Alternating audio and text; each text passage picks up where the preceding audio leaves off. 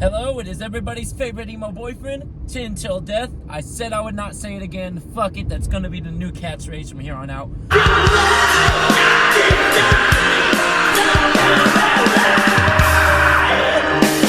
Lead singer of Dead Man Wonder Band. First album should be out now. If it's May 10th, the shit's fucking out, bro.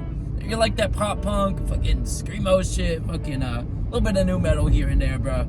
Shit's for you, motherfucker. Shit's for you. Today, we're gonna be talking about learning to move on with your life after, like, a loss. Just after a loss in general. So it can be something like, you just lost your goth girl, or you just lost your grandma, or you just lost the love of your life. You just lost your dog. You just lost something. You're struggling to move on. That's what we're gonna be talking about. Now, I am not a fucking professional. TenTillDeath is not a professional. No, no, no, no, no. You know, I would say talk to a professional. I'm just a random motherfucking emo dude with just some life experience, and I just want to, you know, help other motherfucking alt kids, goth kids, emo motherfuckers, even if you're not any of that shit, or just a random motherfucker that's just listening to this shit. I want to, you know, offer some insight, offer different perspectives, so maybe you can help apply it to your life. Now, let's just say you just lost the love of your life, or you just lost your mom. Maybe you just lost your dog, dude. Let's just say you lost it, and you're struggling to move on. You're struggling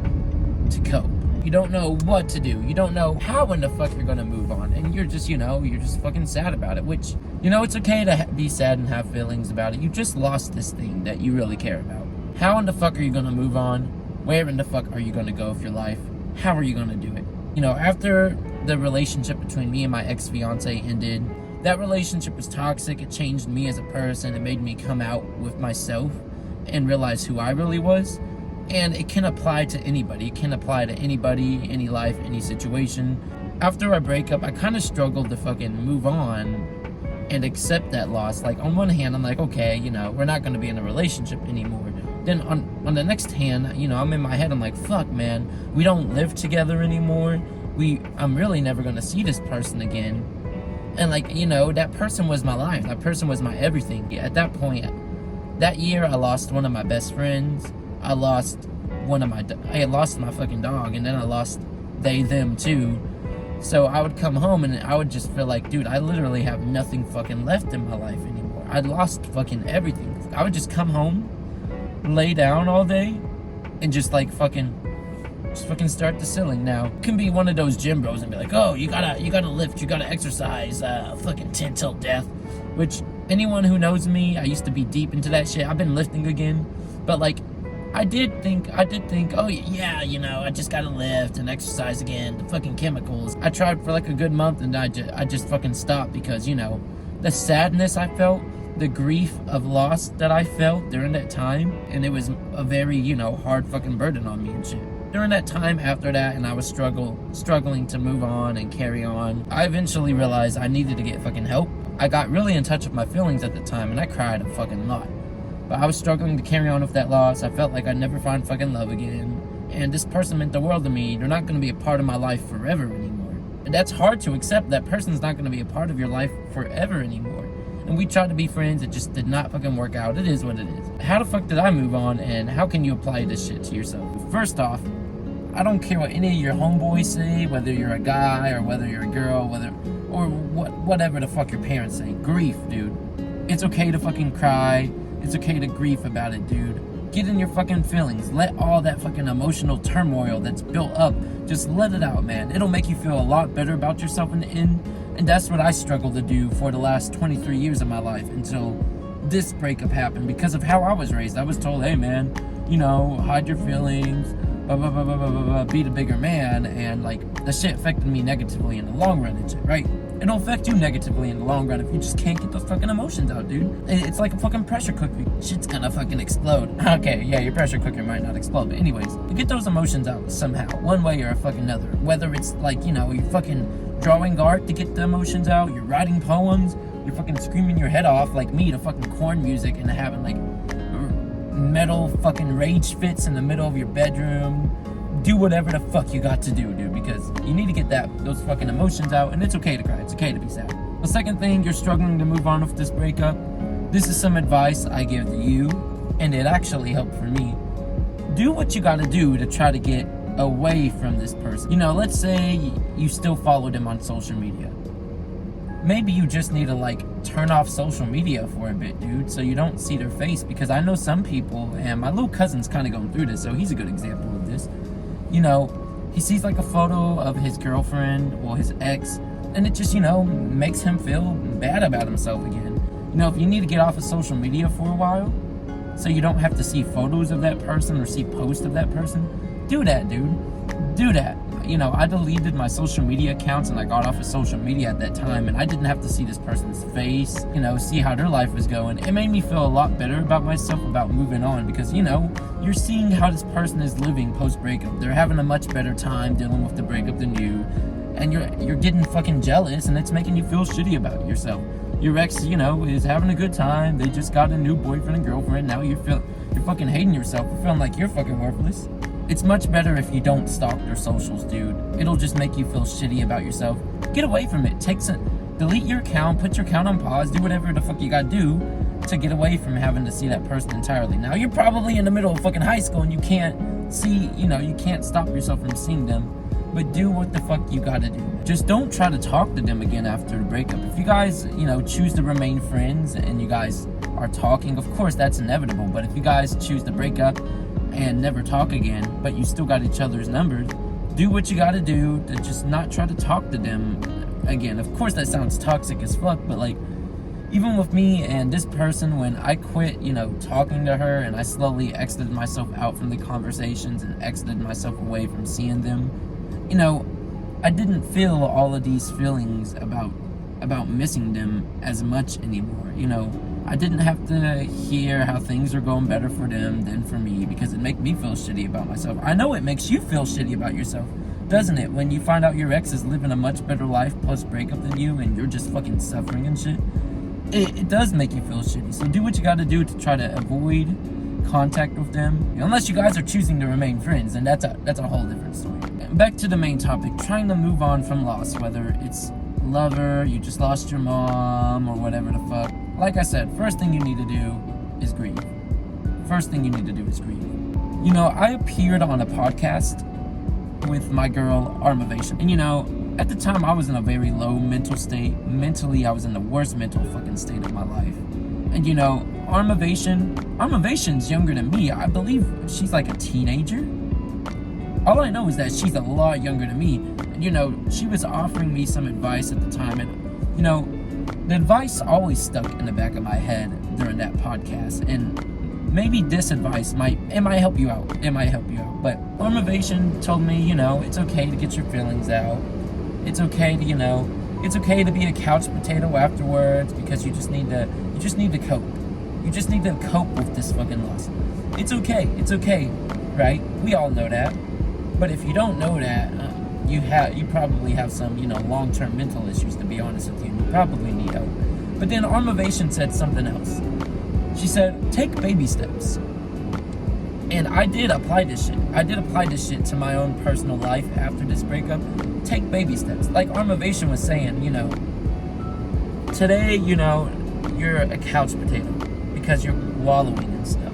You're a couch potato, you're eating your bag of potato chips. A few days later, you decide to take a small baby steps. You're still a couch potato, but instead of, you know, eating chips, you decide, hey, maybe I might replace it with a salad or something.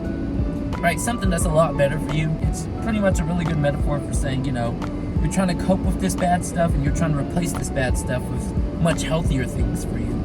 And I really like that metaphor that Arma uses there, because, you know, you take those small baby steps. Like, okay, I just lost my dog. And I'm in my bedroom coping every day. What small baby steps can I take tomorrow to get back on track? Tomorrow, I'm in my bedroom, I'm grieving. The day after, I'm in my bedroom for a shorter amount of time, and then I'm walking out of my bedroom. Just to slowly just take those small steps. Don't overwhelm yourself.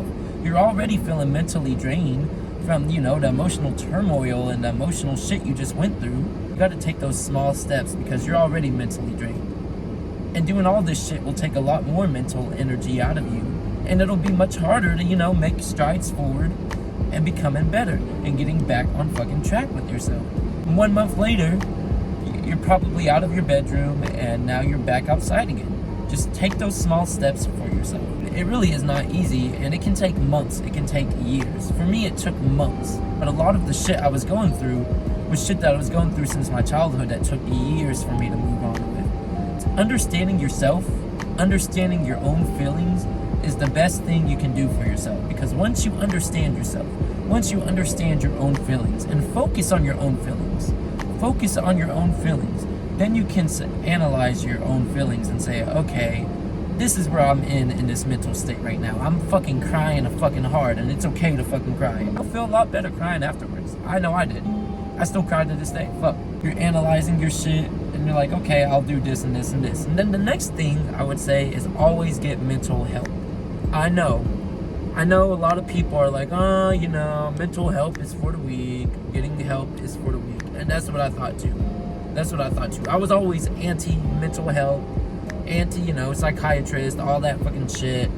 And then, when I just hit this low in my life, and I've hit a lot of lows in my life, dude. I've managed to overcome every low in my life. But this is probably the worst fucking low of my life, because it wasn't just a fucking breakup that affected me. It was the fact that I had nothing fucking left in my life that affected me, and my entire past coming back to fucking haunt me and catch up with me. And like the fact that, I was so insecure about who I was and my own self-identity, and being able to, and just insecure about expressing my own feelings from how I was raised. All of that shit just built up and just fucking weighed me down heavily during that time. There's online mental health programs. I'm not going to tell you to go try BetterHelp. I've heard BetterHelp's come under issues over the last couple years. I personally wouldn't recommend them. There's online psychiatrists. There's online mental health websites.